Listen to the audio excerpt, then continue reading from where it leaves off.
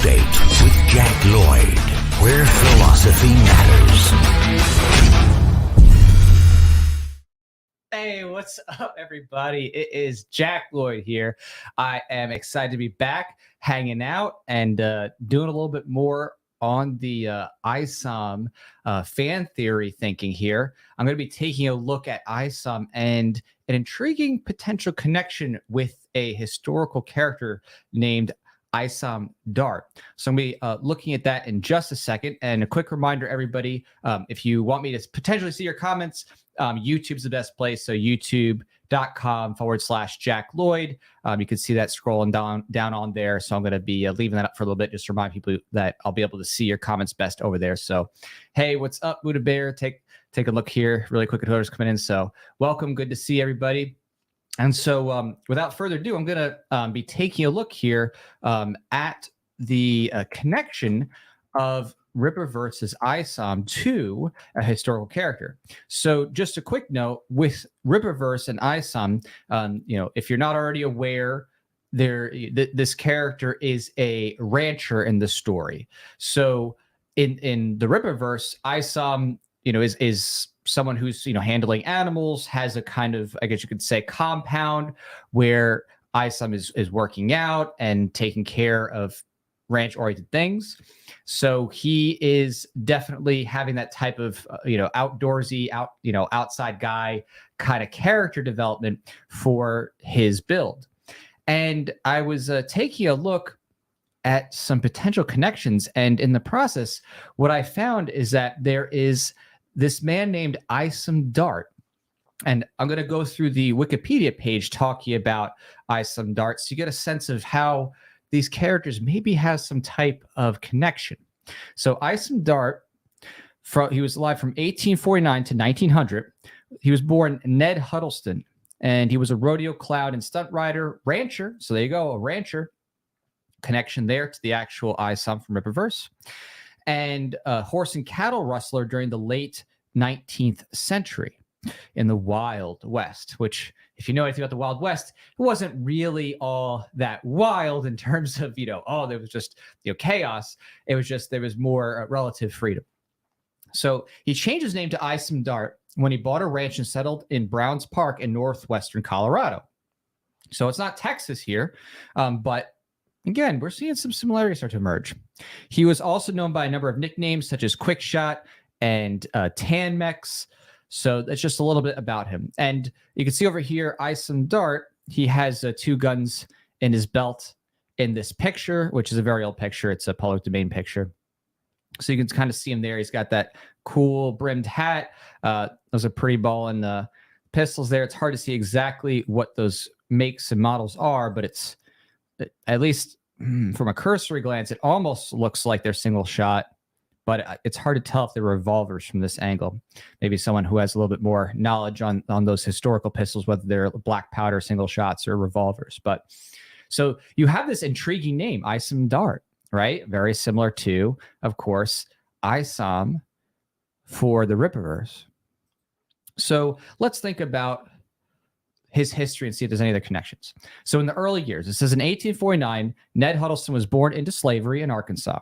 During the war, when he was 12 years old, Dart was taken to Texas by his master, a Confederate States Army officer, to steal supplies and food for Confederate soldiers.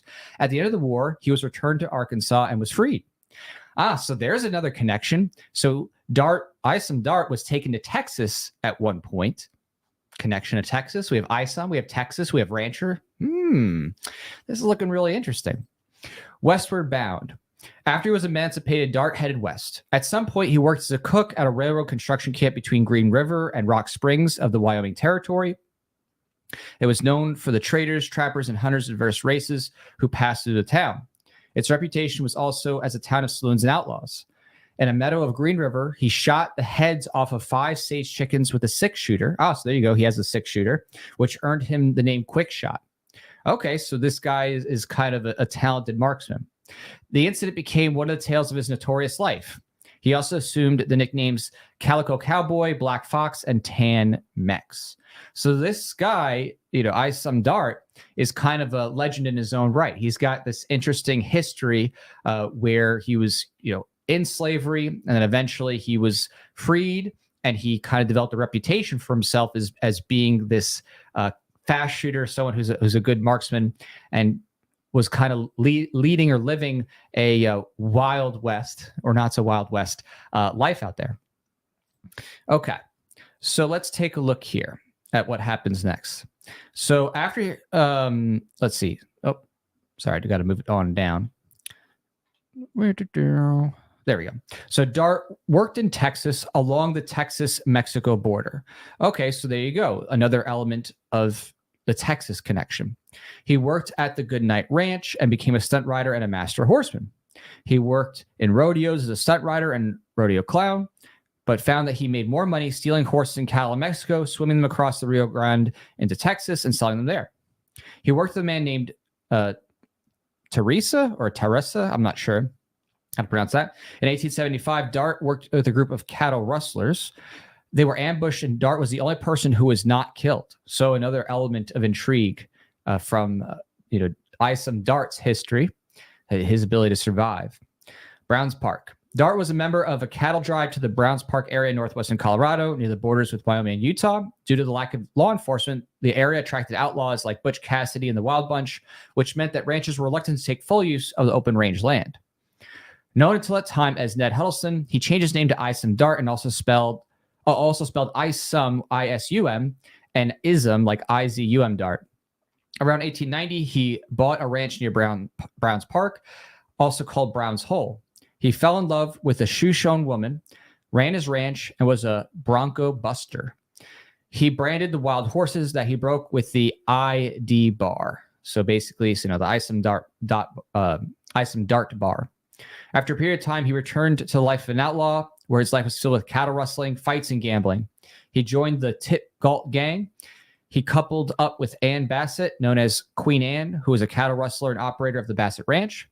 They stole cattle from the two-bar company. J.S. Hoy, a cattle rancher, intended to remove small ranches from the area. His ranch was burned down, and Dart and two of the men were charged with the crime. He was taken to a jail north of Steamboat Springs on Hans Peak. He escaped from jail, and having returned to Browns Park, he was not tried for arson. So, wow, this guy really was living quite the wild life and escaped a lot of near-death experiences or incarceration experiences. So that's pretty crazy. All right, the Colorado Range War. The Colorado Range War began by 1899, where large ranchers like the Snake River Stock Growers Association and Two Bar Ranch Cattle Company attempted to overtake smaller ranches and put an end to rustling. They hired Tom Horn, a stock detective and former Pinkerton detective, to intimidate the operators of small ranches. His arrangement included a $500 payment equal to about $16,286 in 2021 for each rustler that was killed. The money would come from the Stockmen's Association dues. Horn assumed the persona of a horse buyer to gain evidence of rustlers, which was found to include Dart. Like other ranchers in the area, Dart received a note asking him to leave Browns Park. Although many of his neighbors left, Dart stayed in his cabin near Cold Spring Mountain Summit near Browns Park. After Matt Rush was killed, Dart invited his friends, including Sam and George Bassett, to stay at his cabin, which he assumed to be safe. Horn shot Dart on October 3rd, 1900. He was killed instantly as he exited his cabin. The Bassetts heard the gunshot but saw no sign of the shooter. Dart was buried in his cabin. Apparently, he was portrayed in a few things like Danny Glover and Hannah's Law. And there's another, I guess, television film, Return to Lonesome Dove. So this is kind of interesting. Is there a connection to the historical character Isom Dart with Isom in the Rippaverse? Again, you have a guy who is a rancher, did some stuff around Texas, cattle and horse, rustler, or you could say, kind of, someone who manages those animals, sharpshooter, someone, who possibly could be either a descendant of Isom, the modern, Avery Silman, his great ancestor, or maybe Avery Silman is actually taking on the moniker of Isom in adoration of historical figure. So none of this is spelled out in the first issue, in the Isom #1. So this is just speculation and thinking about exactly what his past entailed and what he, got his identity from. But it does seem somewhat compelling. It does seem somewhat compelling that possibly either Avery Silman is a descendant of Isom Dart, a secret descendant, or possibly admires the historical figure and maybe takes that name as his own in admiration of that person. I don't know. What do you think? If you have any ideas or any further information on Isom Dart, definitely throw it down in the comments. If there's anything else you notice in the book that might cross over or hint at that, would love to hear it or see it. But from what I've checked out, what I've seen about the character Isom, of course, real name of the comic, Avery Silman, it seems like there's a lot of connections when you think about it between the locations they were in, the naming, right? The profession taken with being a rancher, obviously both Black. I mean, that's given there.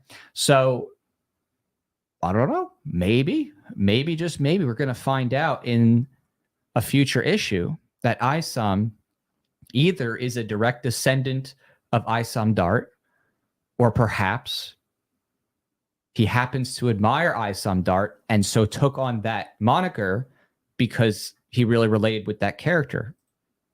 Maybe. I don't know.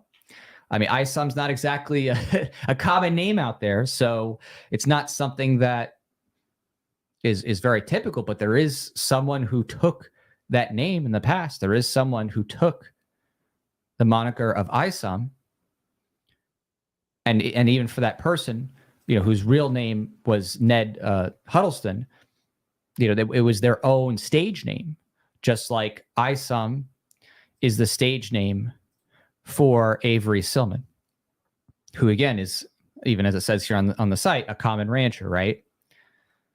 We will see.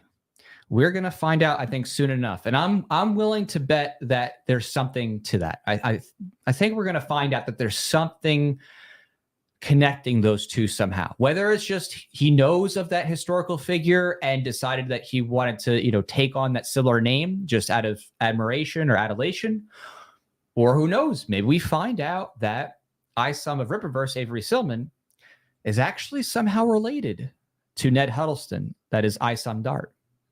Could be a grandson or a great-grandson, could be a grandnephew or a great-grandnephew or something like that. I don't know. But there's definitely a lot of common aspects to both Isom of Rippaverse and Isom Dart, the historical figure. So we'll see. We'll see.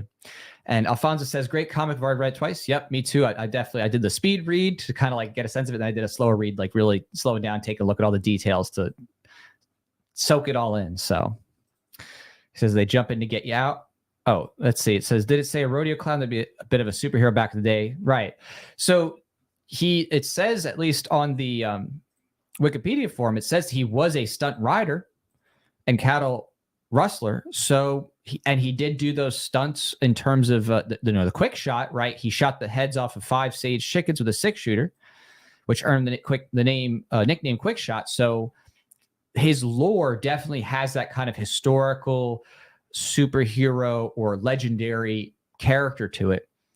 He's definitely someone who has a lore about him and a lot of kind of interesting close encounters with near-death experiences, or being captured, or escaping capture, from emancipation to being arrested, to being come after by people that didn't like that he was stealing animals.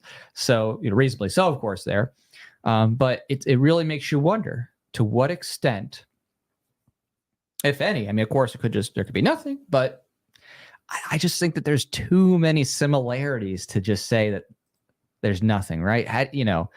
It's kind of there's just too many things going on to not think that maybe there's something connected there with such a unique name. That's a unique moniker or alias, you could say.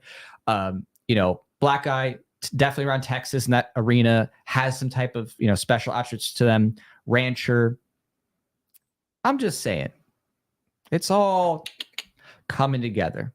So we'll find out. But you heard it here, as one of the first to think about this and to think okay, to what extent could Isom, Avery Silman of Rippaverse, be connected to real figures or historical figures, or, kind of either through emulation, adoration, or possibly some genetic family lineage have a connection to that real world character. I think it's going to be interesting to see.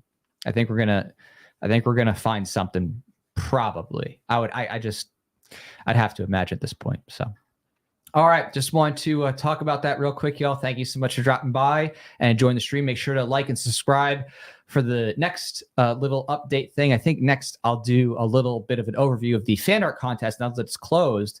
Do my review of some of that art and just see what it is I think would be likely the winners. So maybe we'll do that tomorrow and take a look at those and see which ones really kind of stand up as being probably the ones that would win out of the selection that's made it so far. So, all right, take care, everybody, and I'll talk to y'all later. Zero State with Jack Lloyd.